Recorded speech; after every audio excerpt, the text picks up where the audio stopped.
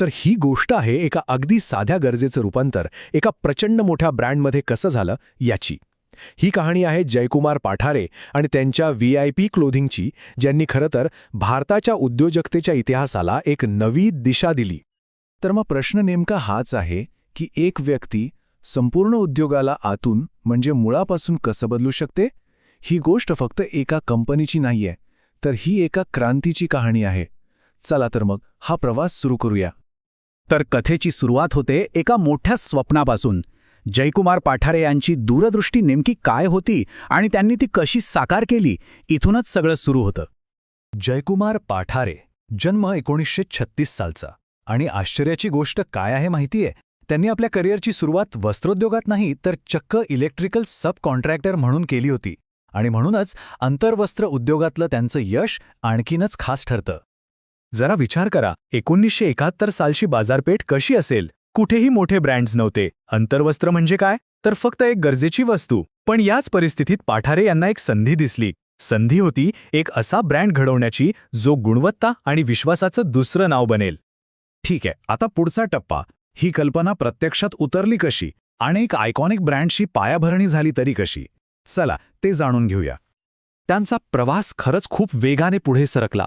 1936 मध्ये जन्म, 1971 मध्ये कंपनीची स्थापना आणि त्यानंतर लगेचच फ्रेंची या आयकॉनिक ब्रँडची सुरुवात. ह्या काही महत्त्वाच्या टप्प्यांनीच कंपनीचा पाया एकदम भक्कम केला. पण VIP इतरांपेक्षा वेगळी का ठरली? त्याचं गुपित होतं ऑल इन हाऊस मॉडेल. म्हणजे काय, तर उत्पादन, ब्रँडिंग आणि वितरण सगळ्यांच्या सगळं एकाच छताखाली. आणि याचा फायदा काय झाला, तर एक, गुणवत्तेवर पूर्ण नियंत्रण आणि दुसरं म्हणजे ग्राहकांचा अढळ विश्वास. आता बोलूया त्या उत्पादनाबद्दल ज्याने फक्त कंपनीसाठीच नाही तर संपूर्ण बाजारपेठेसाठी एक टर्निंग पॉइंट आणला. हो, ती होती फ्रेंच क्रांती. VIPने तर बाजाराचा खेळच पूर्णपणे बदलून टाकला. त्यांनी नेमकं केलं तरी काय? नवीन स्टाईल्स आणि रंग आणले, कम्फर्ट आणि डिझाईनला महत्त्व दिलं, आणि सगळ्यात महत्त्वाचं म्हणजे अंतर्वस्त्रांना केवळ एक गरजेची वस्तू न ठेवता एक ॲस्पिरेशन किंवा एक स्टेटस सिम्बॉल बनवलं, विशेषतः तरुणांमध्ये. पण अर्थातच हा प्रवास काही फुलांच्या पायवाटेसारखा सोपा नव्हता. अनेक आव्हानं समोर उभी होती. चला पाहूया त्यांनी या सगळ्यावर मात केली तरी कशी.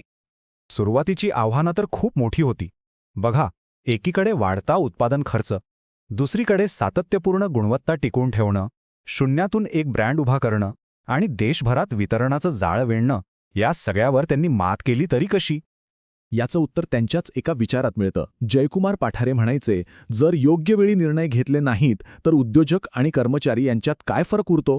हीच निर्णयक्षमता त्यांच्या यशाचं खरं गमक ठेवली. आता पुढे हा वारसा पुढच्या पिढीने कसा जपला आणि महत्त्वाचं म्हणजे काळासोबत तो अधिक आधुनिक कसा बनवला, हे पाहणं खूप इंटरेस्टिंग आहे. नेतृत्वातला हा बदल अगदी स्पष्ट दिसतो. एकीकडे जयकुमार पाठारे यांनी गुणवत्ता आणि ब्रँड निर्मितीचा भक्कम पाया रचला, तर दुसरीकडे पुढच्या पिढीने त्यावर आधुनिकीकरण आणि विस्ताराचा कळस चढवला. आज VIP फक्त अंतर्वस्त्रांपुरती मर्यादित राहिलेली नाही. त्यांनी आता कम्फर्टवेअर आणि ॲथलीजरमध्येही आपलं एक वेगळं स्थान निर्माण केले आहे. ऑनलाईन रिटेल आणि क्विक कॉमर्स म्हणजेच जलद घरपोच सेवेमध्येही ते खूप सक्रिय आहेत. आणि म्हणूनच आज ही एक अब्जावधी रुपयांची आंतरराष्ट्रीय कंपनी म्हणून उभी आहे. तर मग या संपूर्ण प्रवासातून आपण काय शिकू शकतो? चला या शेवटच्या भागात या प्रवासातले काही महत्त्वाचे धडे पाहूयात. या प्रवासाचं सार खरं तर 4 सोप्या पायऱ्यांमध्ये सांगता येईल. पहिली, मोठी स्वप्न बघा आणि त्यांचा पाठपुरावा करा. दुसरी, गुणवत्तेशी कधीही तडजोड करू नका. तिसरी, बदलांना स्वीकारा आणि नाविन्यपूर्ण रहा. आणि चौथी, आपली कुटुंब आणि मूल्य जपा. खरं पाहिलं तर कोणत्याही यशस्वी ब्रँडचा हाच तर खरा आराखडा असतो, नाही का? आणि हेच तर या संपूर्ण कथेचा सार आहे की एका साध्या सुरुवातीपासून सुद्धा योग्य दूरदृष्टी, उत्तम गुणवत्ता आणि प्रचंड चिकाटीच्या जोरावर एक महान ब्रँड नक्कीच उभा राहू शकतो. आणि जाता जाता एक महत्त्वाचा प्रश्न, इतरांना जे दिसत नाही ते पाहण्याच्या धैर्यावर नक्की कोणता वारसा तयार होतो?